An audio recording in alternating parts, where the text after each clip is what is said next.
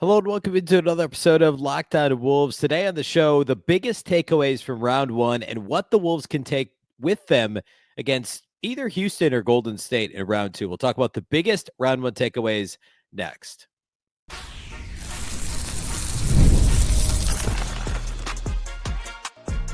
You are Locked On Timberwolves, your daily Minnesota Timberwolves podcast, part of the Locked On Podcast Network, your team every day. Hello and welcome to the Locked On Wolves podcast, part of the Locked On Podcast Network, your team every day. My name is Ben Beecken. I am the host of Locked On Wolves. Today's episode is brought to us by Monarch Money. Take control of your finances with Monarch Money. Use the code LOCKEDONNBA at monarchmoney.com for 50% off your first year. Happy Friday, everybody. Happy weekend. Tonight is Game 6 of Warriors and Rockets, and we may find out if the Wolves will be playing. I guess in this case, it would be the Warriors in round two, or we'll get to watch a Game 7 this weekend to determine the Wolves' second round opponent. We'll talk about that a little bit later, but I want to spend today focusing on the biggest takeaways from the Timberwolves' 5-game series win over the LA Lakers.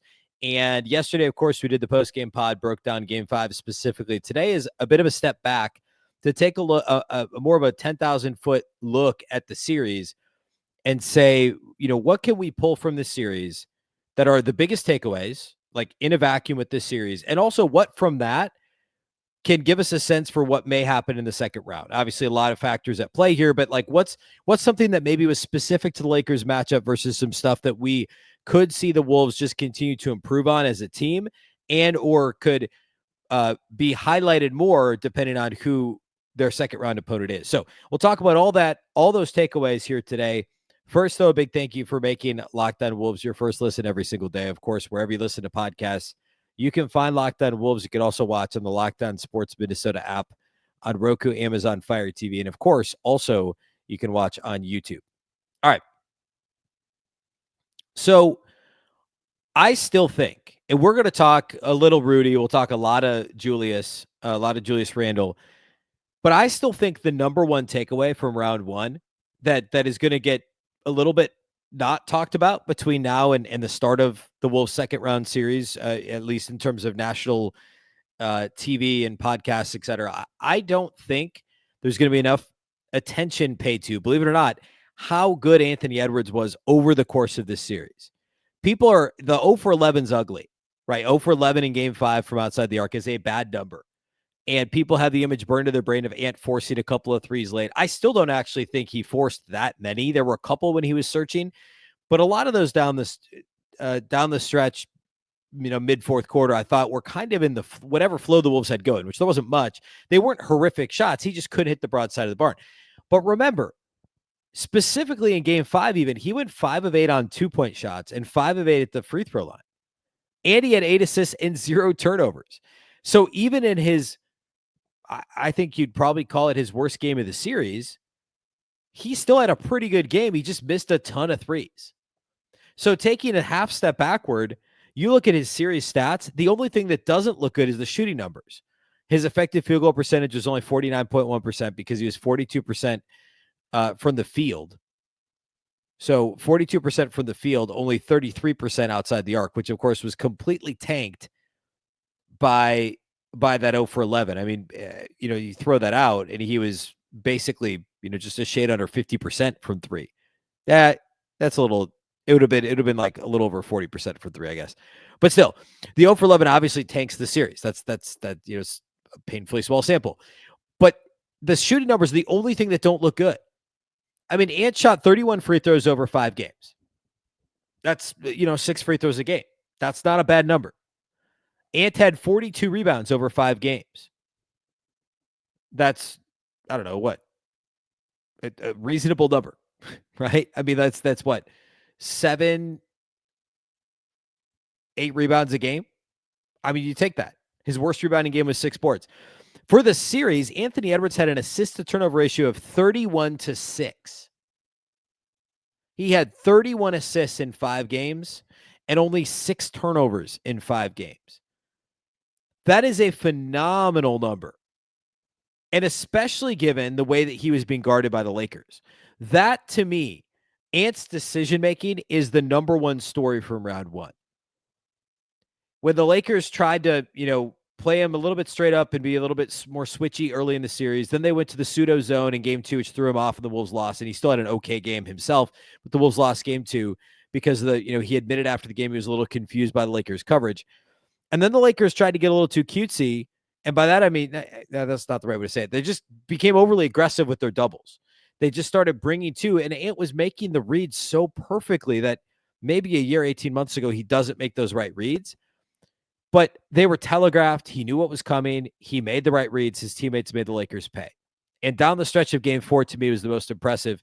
In the fourth quarter of game 4, with the Wolves needing that win to go up 3-1, headed back to LA, and it's a pair of tough threes. And it looks like he's just going to get hot. The Lakers double him. And what does Ant do?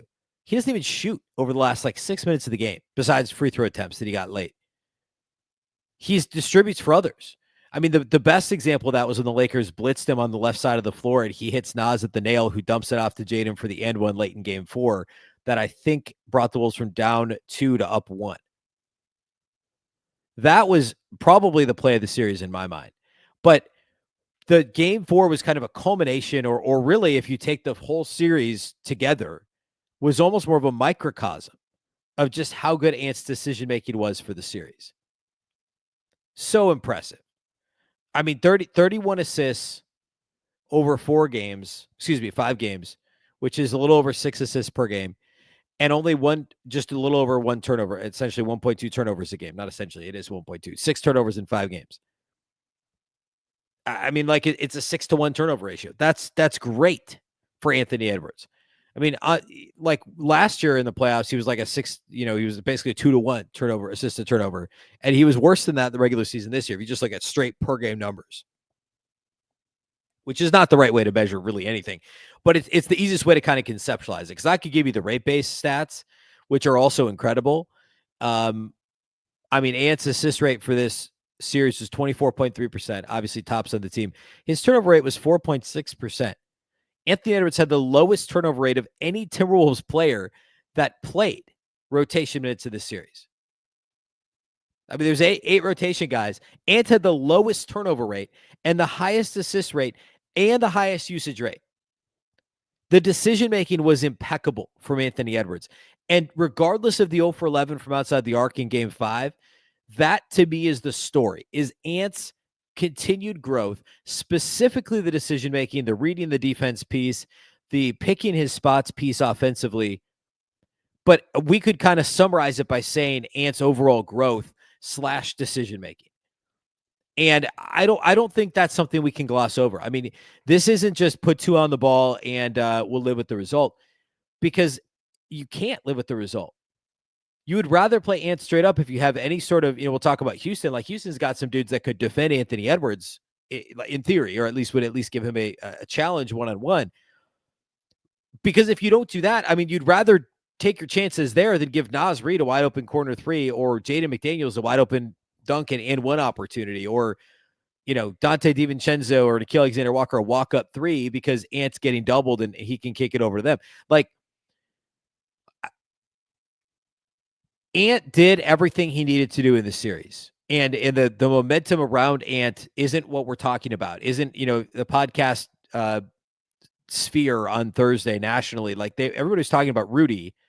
Well, actually, everyone was talking about the Lakers more than anything. But, people want to talk about Rudy, and they should. They should recognize Rudy. And we're going to talk a little bit about Rudy, and he was awesome. And I'm tired of people, ripping on Rudy just because it's fun and easy. Because he's a phenomenal player, and he was awesome in game 5. But the story of the series is Ant continued to grow. And I thought, even in spite of the 0 for 11 from outside the arc, Ant showed that growth still in game 5 with the decision-making, with the proper deference, if you will, to Julius Randle and Rudy Gobert and others. I thought everything about this series for Ant, besides the 0 for 11, was so good. And the Wolves are going to need that, obviously, in round 2. They're going to need that level of consistency. And I mean, there in and of itself could be a reason. We'll get back to this too. maybe the Wolves should want to face the Warriors simply because Ant will get even more motivated to take on Steph and Jimmy and Draymond. Like that could be just more appealing from a challenge standpoint than the kind of young and up and coming, no true superstar led Rockets squad. Şengün and Dylan Brooks and Fred VanVleet aren't exactly, Amen Thompson aren't exactly Steph and Dre, right? Like, and Jimmy Butler. So anyway, we'll talk about that later. There's a couple other things I want to hit here in terms of key takeaways from the series. We'll do all that here next.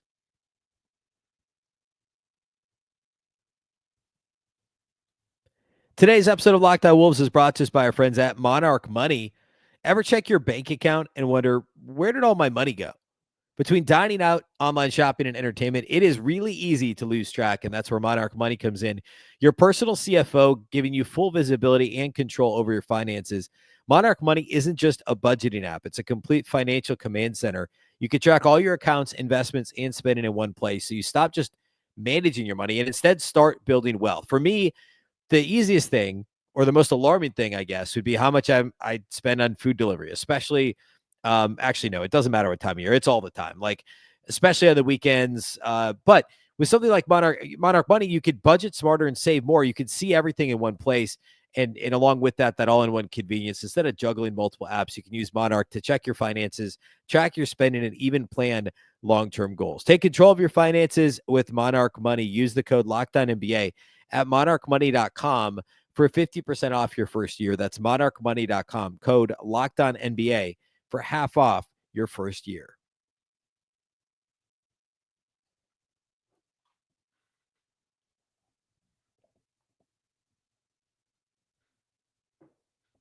All right, so Anthony Edwards is the number one takeaway from round one.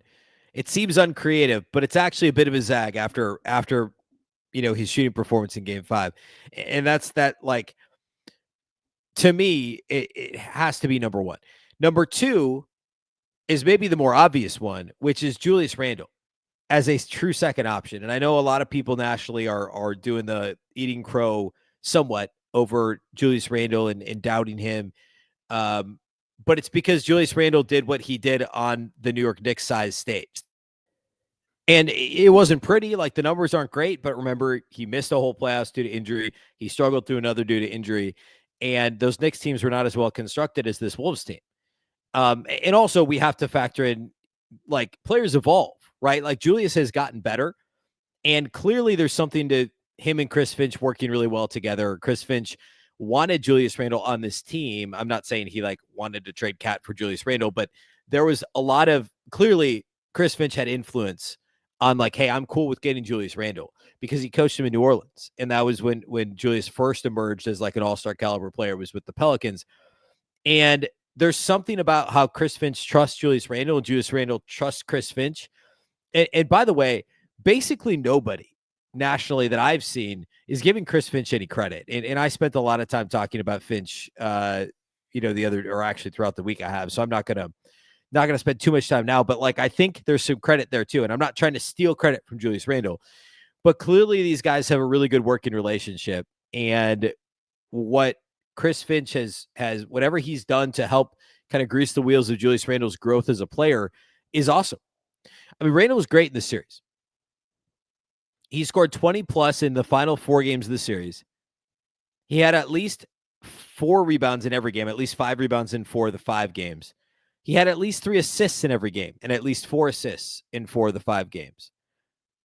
Total across the 5 games, he did have 13 turnovers, but 7 of those came in game 1. He only turned the ball over 6 times over the last 4 games in this series. Julius Randle was awesome.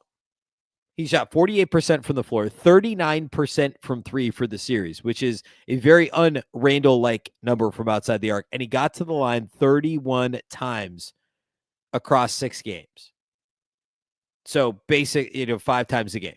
5 free throw attempts a game, and 39% from 3 for Julius Randle on basically 5 attempts per game. That is a positive formula for the team that employs Julius Randle. Credit to Julius for, and like what I said coming to the series is, if he can attack, and actually I said this in the crossover with Locked On Lakers a couple of weeks ago, I said, they asked the Julius Randle question. I said, look, if he attacks the mismatches, that's what the Wolves need him to do. If the Lakers are putting 2 on the ball and the ball gets swung to Julius Randle and he attacks some lesser defender, that is exactly what the Wolves want. And Julius Randle can make them pay. And if he does that, it'll be a successful series. And I was 100% right about that. That's exactly what happened. And Randle was better than I think even I expected, but certainly better than a lot of folks in the national media expected. Julius Randle was a legit plus performer on offense in this series, and really on both ends of the floor. He guarded LeBron at times. He guarded Luka as good as anybody. And his physicality wore down the Lakers. I mean, Julius Randle is a physical player, and there's going to be fireworks against either the Warriors or Rockets because each of those teams have select players that can play really physical. The Rockets as a team are, but it's a little bit of a different type of physicality than, say, like Julius Randle, LeBron James checking each other. Julius Randle was an absolute revelation. And on the offensive side, which is easier, I would say more relevant moving forward, because I don't know that Randle's defensive matchup is going to be quite as dramatic in either of the next couple series, potentially the Warriors series, I guess. But the offensive thing, if this is the version of Julius Randle that the Wolves get offensively, they're going to be really hard to stop. It's a different dynamic than what Karl-Anthony Towns did, certainly. But it's working for the Wolves and for Julius Randle specific, or for him individually. The narrative all along was he struggled early with the Wolves and then he got better. And I think in general, that's true. I think the early struggles were a little bit overblown. There were some games here and there where he was a bit too shot happy. But by and large, Julius Randle was really good this season for Minnesota. And it was really nice to see him have his moment kind of nationally there in this series and be recognized for everything he brought to the table for the Wolves. The last thing I want to hit is this is a little more potentially series specific as we start to transition into talking about the next round. The Timberwolves' massive advantages in this series, are they sustainable? And why or why not?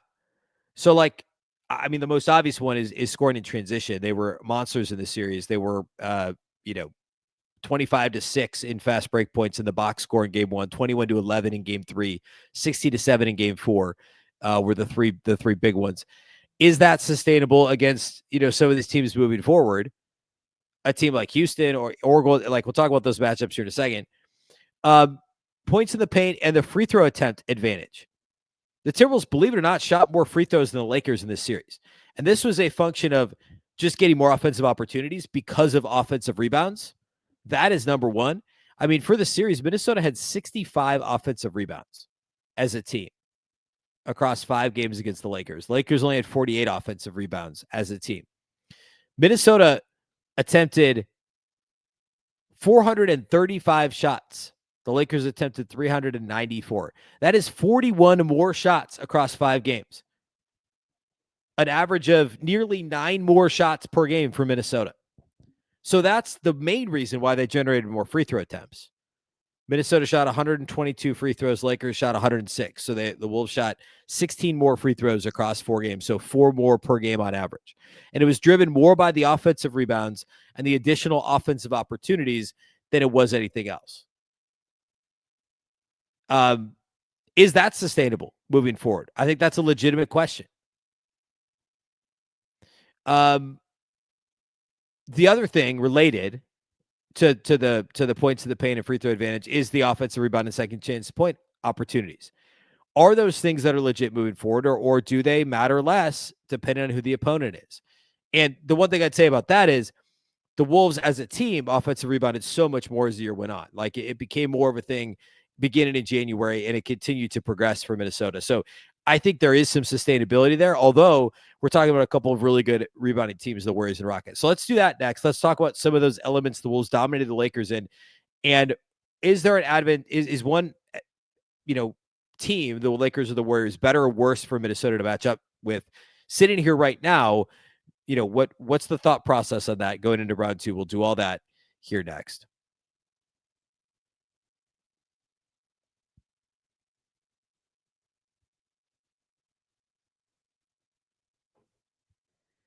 All right. So closing with some of the areas the Wolves dominated the Lakers in and what those look like moving forward. So the Rockets and Warriors, I mean, this series has been a weird one between the two teams. I think it's funny. They have different playing styles, but there's also some similarities if you look at the profiles of these teams.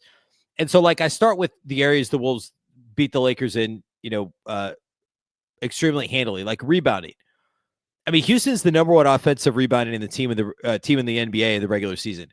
More than 35% of available rebounds on the offensive end of the floor were grabbed by Houston. They're also number 8 in defensive rebounding at cleaning the glass. They're a top 10 rebounding team on both ends of the floor.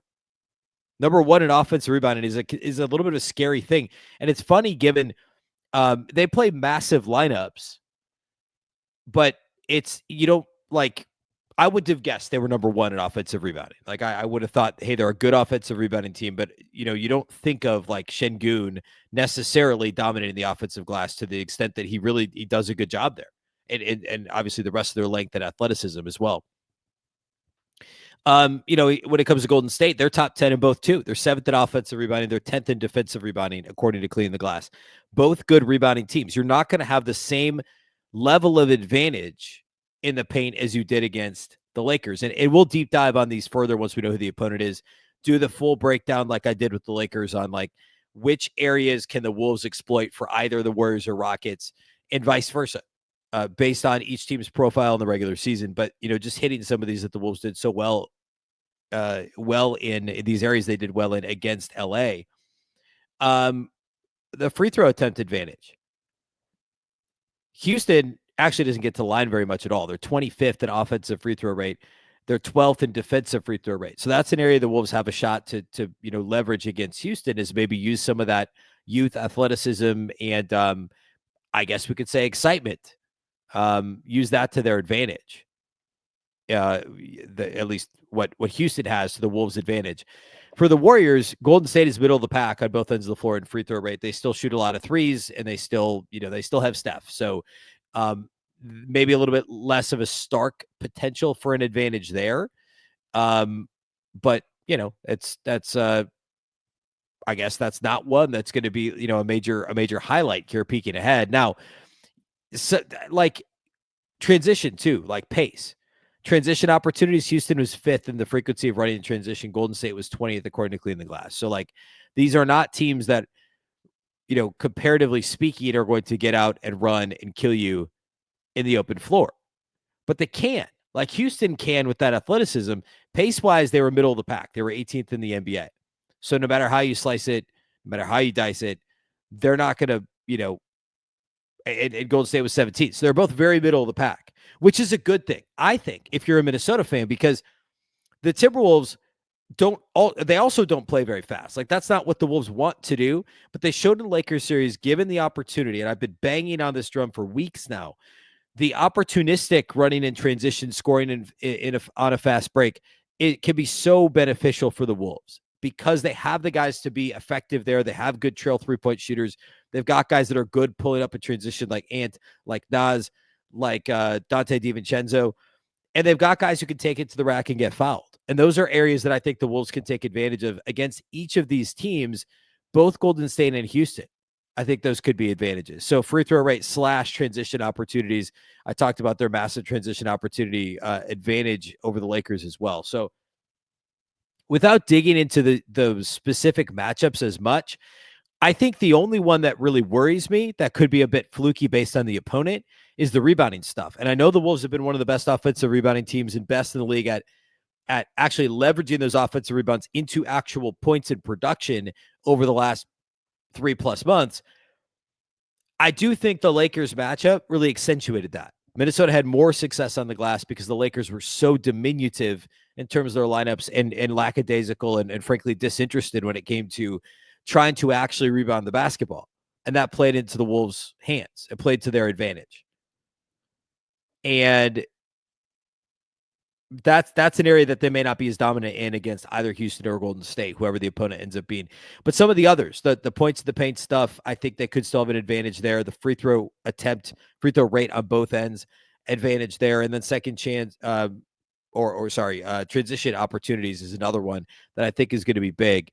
moving forward. But if Randle plays like Randle played and Ant plays like he did over the course of the 5 games, and they get like a couple of big role player games, whether it was game 1, the bench guys and Nas and all the scoring they did, or it was Jaden having a couple of big games, or it was Rudy in game 5, like that's the formula to win in the playoffs. Your stars have to be stars nearly every night, and Randle and Ant were that. And you have to have at least 1 to 2 role players step up any given night, and the Wolves got that. What's that going to look like in round 2? I'm very excited to break this down. The next time we have a show on Monday, we will know who the opponent is.